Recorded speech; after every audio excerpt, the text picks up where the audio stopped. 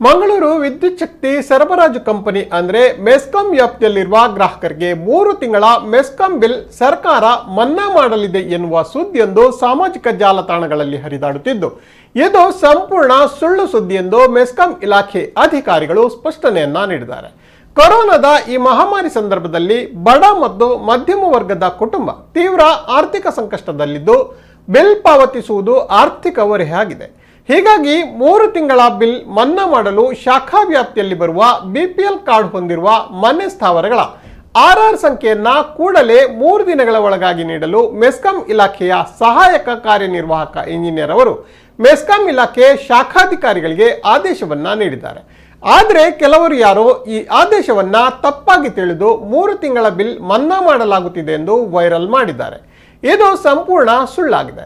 3 ತಿಂಗಳ ವಿದ್ಯುತ್ ಬಿಲ್ ಮನ್ನಾ ಮಾಡುವ ಯಾವುದೇ ಪ್ರಕಟಣೆಯನ್ನ ಯಾರೂ ನೀಡಿಲ್ಲ ಎಂದು ಮೆಸ್ಕಾಂ ಇಲಾಖೆ ಅಧಿಕಾರಿಗಳು ಸ್ಪಷ್ಟಪಡಿಸಿದ್ದಾರೆ. ಬಿಪಿಎಲ್ ಕಾರ್ಡ್ ಇದ್ದವರು ಜೆರಾಕ್ಸ್ ಮತ್ತು ಫೋನ್ ನಂಬರ್ ಮೆಸ್ಕಾಂ ಕಚೇರಿಗೆ ತಂದುಕೊಡಿ, ನಿಮ್ಮ 3 ತಿಂಗಳ ಬಿಲ್ ಮನ್ನಾ ಆಗಲಿದೆ ಎಂದು ಸಾಮಾಜಿಕ ಜಾಲತಾಣಗಳಲ್ಲಿ ಸಂದೇಶ ಹರಿದಾಡ್ತಾ ಇದೆ.